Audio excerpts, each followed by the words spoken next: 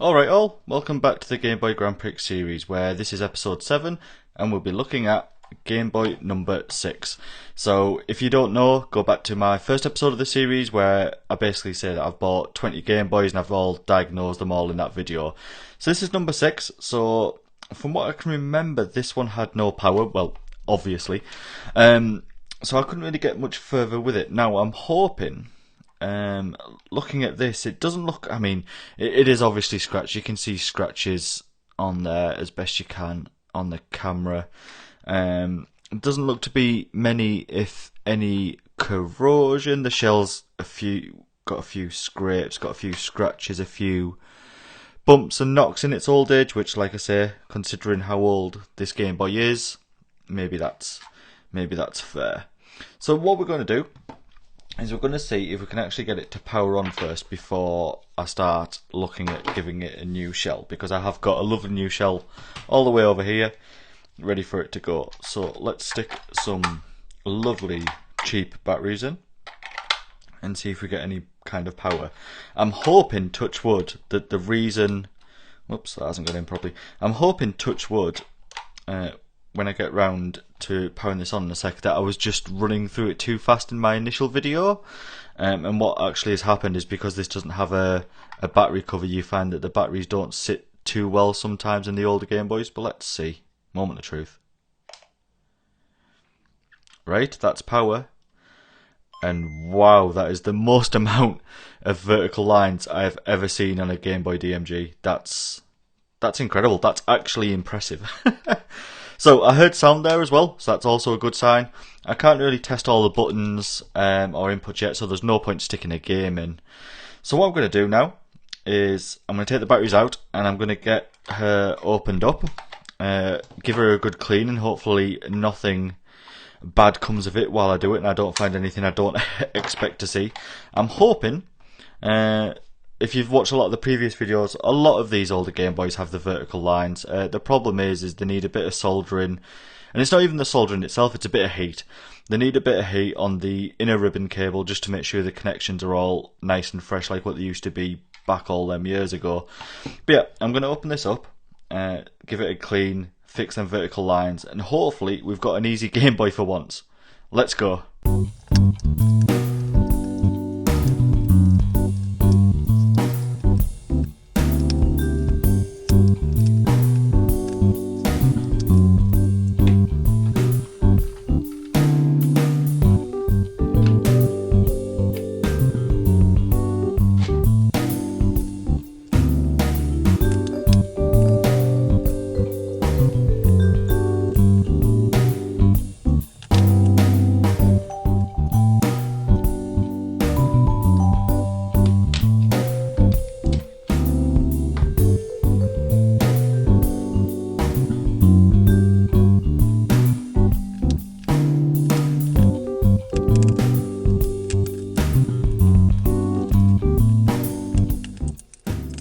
Okay, so got that all pretty much disassembled now.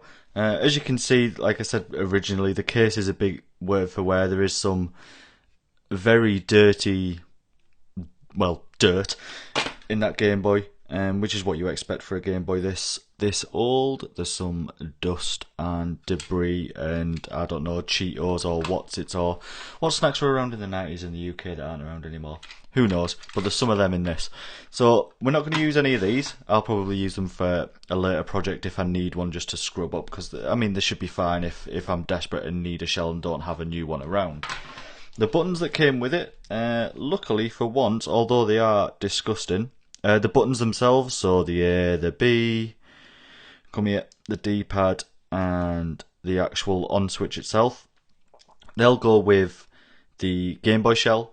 And these will be used in a future project again if I need them, because the new shell we're going to put on this, they won't match, so we're going to put some new ones on. Again, they're a bit mucky, but we'll wash them up, we'll use them in another project. Get them out the way because we don't need them. The rubbers, now normally, as seen in some of my other videos, on the older DMGs the rubbers can really go and just get destroyed and evaporate over time basically. These ones are looking really, really good. I can't tell or not actually if they're originals. I don't think these are originals, but again, not 100%. They do need a clean though. We will be using these in this current build, so I'll be giving them a wash with some alcohol and maybe even, rather than alcohol, just a bit of soapy water in the sink. That'll do off camera, take my word for it. Yep, so we're going to put them to one side. Now let's take a look, let's get rid of all this icky crap. Let's have a look at what we've got here. So this is the innards. So as you can see, there's quite a lot of dirt on things like the speaker naturally gets dirty as well, because I mean, obviously, as you can imagine, the speaker grill has holes in it which lets in all the child crust. That sounds disgusting, but that's what it is sometimes. Yep, so we'll give this screen a bit of a wipe down, and then what we'll start doing, once I've given the rest of it all a bit of a clean up, because you can see on the contacts here, the contacts are a bit dirty. They could do with a bit of a rub down, a bit of a scrub. I'm going to be doing that. Control feels alright, unlike our last video. Yeah, I'll give that a bit of a scrub. The rest of it all looks okay to me. I can't see anything standing out. It all seems like dirt rather than any kind of permanent damage or any rust or corrosion or anything like that. The main board itself, again, I think we're just looking a bit dirty. I don't think there's anything too wrong with this. So what I'm going to do, I'm going to clean these up now and then get them ready to go in the new shell. But before that, actually, I need to get the soldering iron out, get it preheated, and let's fix the worst vertical lines I've ever seen on a Game Boy. Go!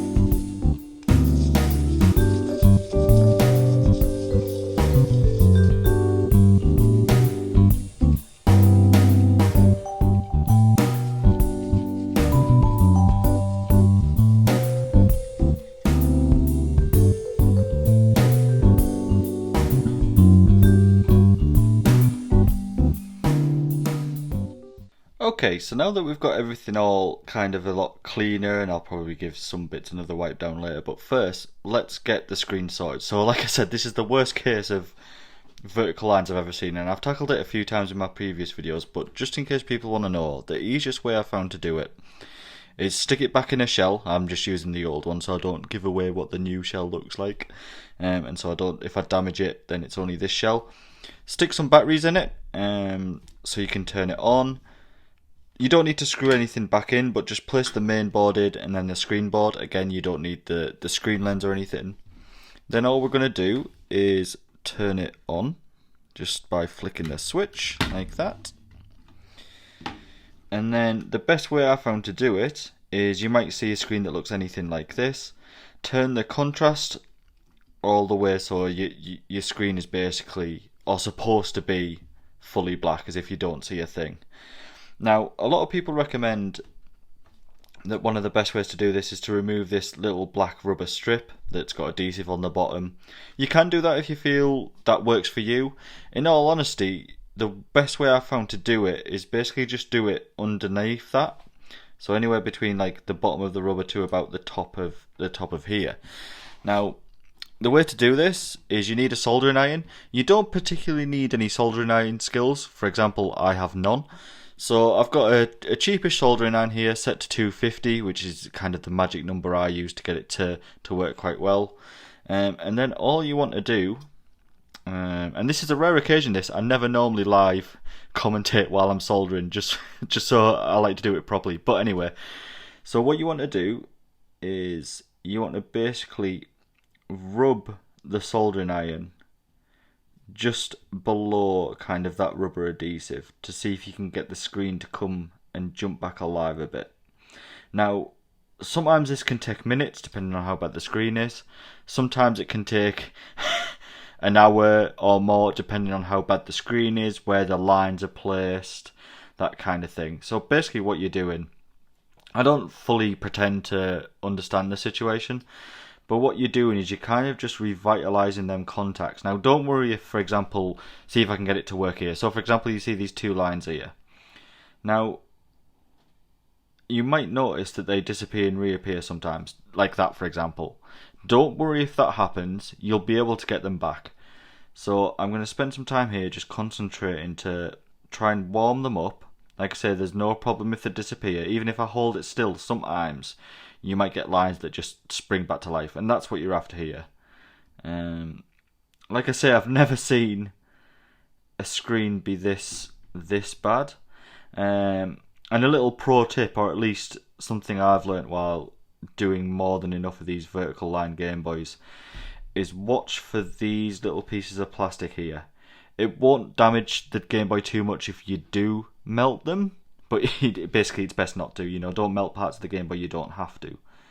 Now let's see if we can get some of these lines to jump back, because don't worry too much about damaging this ribbon cable either. The ribbon cable here is quite resistant to heat. It's quite resistant in general. It goes back to a day where things were made relatively well and resistant and could stand the test of time, and it's just the contacts that are having a bit of a faff around.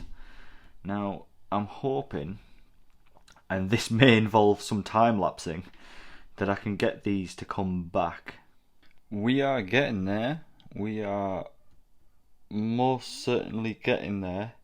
A little bit of an update. I know you might call me a hypocrite now, especially with what I said earlier. I've actually taken the rubber adhesive off.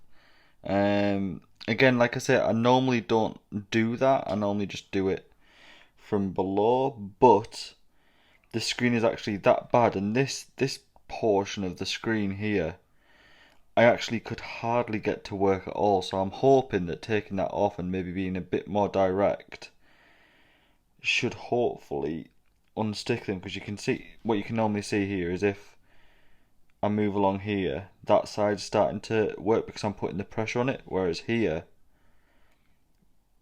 is just getting nothing. So I'm hoping that after some time that these will actually come back, because this is actually taking me quite a lot of time to get to the stage where I am now. So fingers crossed. More lines have returned. Yeah, so as you can see, we are starting to get there with it now. It is taking a fair bit of time, and you can start. I don't want to pick up the Game Boy and show you with it being hot and having it in this position. But I don't know if you can make it on the camera, but you can start to see the black block where the Nintendo logo would generally be if you put a cartridge in. But we are starting to get some life back. This middle part is still really worrying me. I don't know if I mentioned on the last little slice of this video, but I have turned the soldering iron up to 280 just to give that little bit more heat. And what I'm having to do, again, I don't know if you can see it too much on this, I'm actually holding it quite still for a long period of time, and a lot of the bits are actually falling into place. Now I am worried that the screen is going to get a bit hot. Luckily these screens on the DMGs are quite resilient. So what I am doing, I don't know if it helps at all, I'm not a professional, but I've been using the little air blowy thing. I need to find out what that name is, rather than just calling it random air blowy related words. But yeah, so I'm just slowly, you can see it's starting to come back a bit now. And if I just leave the soldering iron here for a bit, hopefully it kind of spreads to the rest of the contacts underneath the soldering iron. You can see that even while I'm not moving here, or not moving as much as I'm trying to, there will be slight little movements just because of how I'm positioned. You can see that some of the lines are starting to come back, and even while the soldering iron's off, they're starting to kind of fire at each other and everything. But yeah, definitely this part, you might, again, what I was going back to before, I think you might be able to see it on the camera. You can see that around here it's getting a bit darker just from the heat from this. But if I start cooling it down, well, hopefully this cools it down. I'm not 100% sure, like I say. It should stop any major damage or anything. But it's good to see that the screen's starting to come back. I mean, it's amazing when you think about it, considering there was basically nothing on the screen whatsoever. But hopefully on the next little segment I'll be nearly there with it. Okay, so that's taken a good bit of time. I'm nearly there with it. It's just this little bit that's got me really worried.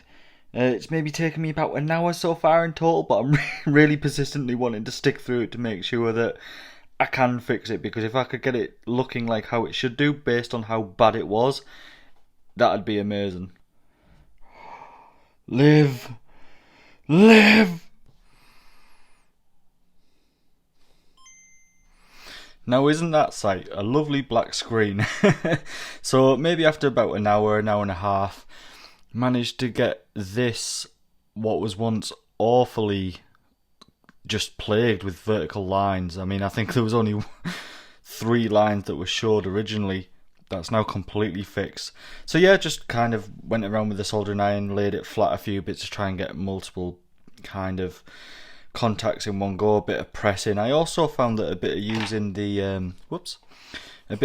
puffy puff thing somehow worked. Again, I don't know the kind of like the intricacies of it, but it kind of, I don't know if it cooled down some of the contacts while I was holding them in place. I honestly don't know how it works. All I know is how to fix it. But yeah, so that's all working now. I'm really happy with it. I'm going to strip this back down and start getting it ready to go in its new shell, and then we'll be finishing up.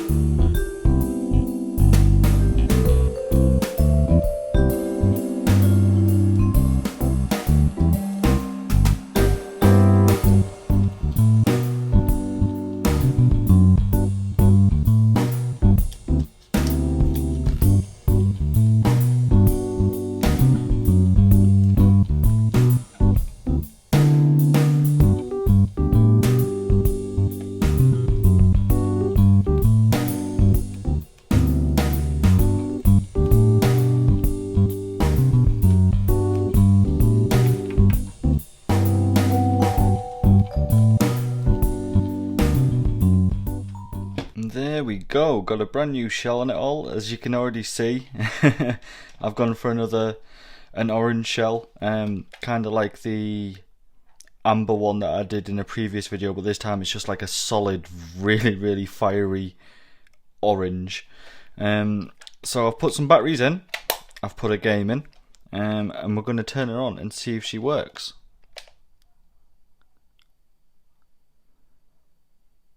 That's a good sign. Yeah, so screen, shh, every time I forget to turn that down.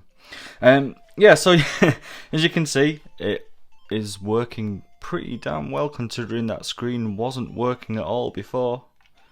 Buttons are working, ball, yes, let's play ball. Let's go back from ball, exit, thank you. Up, down, up, start. Yeah, start. Yeah, looks like we're all working. Fantastic. I mean, as I've always said, I always give them a proper test before I list them on my eBay store anywhere.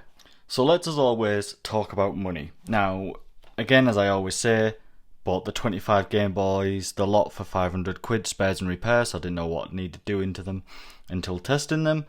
So the shell, this nice bright orange shell, Again from Retro 6, where I get a lot of my parts. Really high quality, feels really good in the hand, and it just looks fantastic. Like, honestly, I don't think the video will pick up just how nice and vibrant this orange is. It looks fantastic. So Game Boy cost 20 quid, 25 divided by 500, yada yada yada.